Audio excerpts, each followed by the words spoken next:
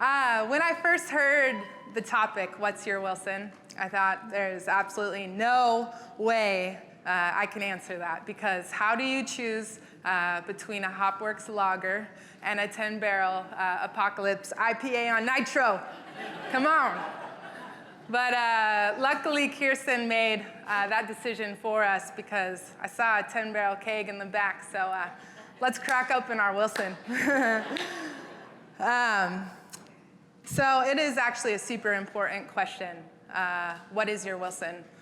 Because a lot of the times people see the entrepreneurial life as being glossy and glamorous, and see all these great success stories. But most often, for me anyway, definitely feels like I'm on a deserted island. And if I don't have a Wilson, my Wilson, then I don't navigate the storms as well. So I think it's super important that we ask ourselves that all the time. What is your Wilson? How do you use that Wilson to best navigate your business decisions, to best navigate your life and your decisions as a leader? So yeah, my name is Sarah Poole. I'm the founder and CEO of Pacific Superfoods Snacks. I'm super stoked to be here. I'm super stoked that you all are here. Thank you for being here. My entrepreneurial journey began on a simple walk to People's Co-op. And I picked up a bag of kale chips, and I thought, this is such a brilliant idea. Like, this is the holy grail of food. So, of course, having never made a kale chip in my life, I ran literally, like through Lads Edition, like in my jeans, and like sat down at my desk, and I registered a kale chip company with the state of Oregon. So with a few pennies in the bank, some credit cards, and a garage-turned-kale chip factory, I rushed out in belief that I had this incredible idea that was going to be an instant success. It would be in every major and independent retailer in the world. It would be on every street corner, every coffee shop, in all of your lunch pails. You'd be wearing my kale tees. It didn't really happen like that. So basically 3 months from the time that this idea happened, with the most basic packaging and 3 very simple flavors, I took it out here in Portland to all the shops. I had been telling everybody, oh, it's going to be in New Seasons, and it's going to be in Whole Foods. Oh, come on. So I go out, and all of the buyers, every single buyer I talked to, whether it was at a co-op or it was at like a bigger store like Whole Foods, every single one of them said the exact same thing to me, which was, there's 2 other local kale chip companies that just launched, and we gave them the shelf space, the limited shelf space that was available for this product. So best of luck. It was a perfect example of sound market research and due diligence on my part. But I had already invested like my $100 in savings into this idea, so I couldn't look back, right? So we could have folded the cards right then and there. We had great, well-paying jobs elsewhere. Our chances of succeeding significantly diminished. The amount of effort it would take for us to actually get on the shelves significantly increased. And ultimately, we knew nothing about manufacturing. We knew nothing about how much we didn't know. And I sometimes joke that had we known how much it would require, there's no way we would have started it. No way. No way. I'm happy we did, though. Anyway, this was really one of the first and actually quite small tests for us en route to building a multi-million-dollar company in just a few years, and ultimately getting acquired by one of the leading global natural foods brands. So it meant a lot of things to us. For example, it meant weeks and sometimes months without pay. Long time without pay. It meant times where not even one order would come in through the door, in spite of our best efforts to collect them. It meant being completely strapped for cash, having no access or limited access to capital for expansion. It meant being tired, completely exhausted, 24 hours a day, 7 days a week, 365 days a year. No vacations, no social life, no 10-barrel beer, not enough anyway. It meant being on a deserted island, you know? So ultimately, we have sent the more significant, I mean, people see our quick rise and expansion as like this crazy success story. Most days it doesn't feel that way to us. When we face things about ourselves and our business decisions, about the market that aren't pretty at all, and the more that we've tried to grow and push, the more significant our challenges have ultimately become. For example, trying to produce a small batch of kale chips requiring 10 cases of kale.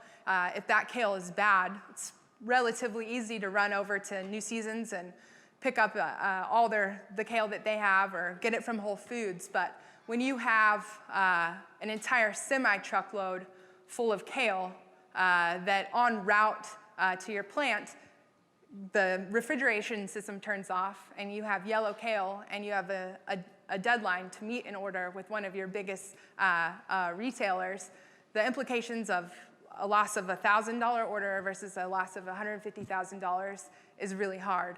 And most recently, probably the biggest challenge we've ever faced was we had almost like over $500,000 of product recalled because of a simple, so basic, tiny detail on our packaging that wasn't labeled right. In spite of it going through a legal review and being reviewed by our suppliers. So when you lose $500,000 worth of product that you work your butt off for, and all of your employees are working so hard, tirelessly, passionately, in love with this product and this dream, like you are, it's hard. It's really, really hard. It hurts. So how do you do that? How do you wake up and still look at yourself in the mirror and still believe in this dream and in yourself? Like, am I capable? Am I capable of running a $10 million a year company? I probably could have ran a $250,000 a year company, but how do you do that? So for me personally, if anybody knows me, I for at least the first 3 years, I really didn't ever take any time off.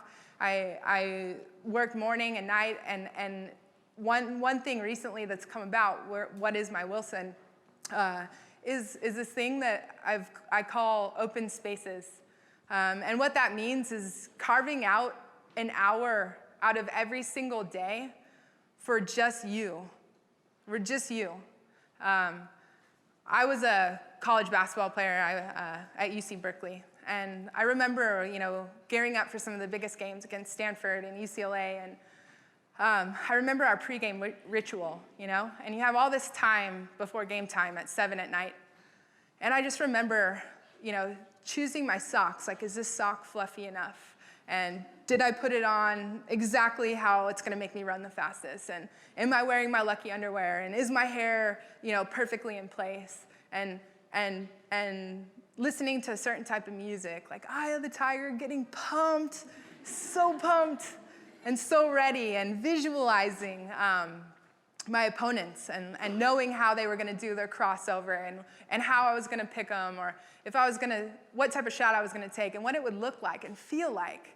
And so come game time, by the time game time actually happens, it's like you enter that Zen state where you're like manifesting your dreams and your creativity and your inspiration and your love and your heart and your passion.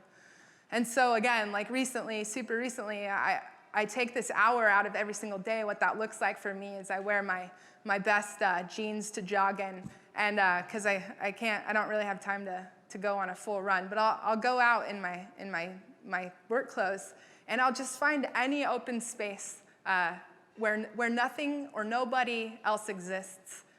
And I do two things. One, I think about all of the things that I need to think about, such as my employees. Am I taking care of them the right way? What do they need to learn? What do I need to teach them? How do I need to help them? I think about the market. I think about our product. Is the quality at the standards that we need? And what could we be doing differently?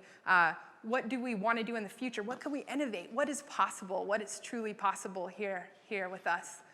And then the second piece of that is just a complete letting go of all of that, where I can zone out to my music and I can feel the pounding of the river trail. We live in Bend now, so insanely beautiful to find. There's open spaces everywhere, but find and connect with being just me.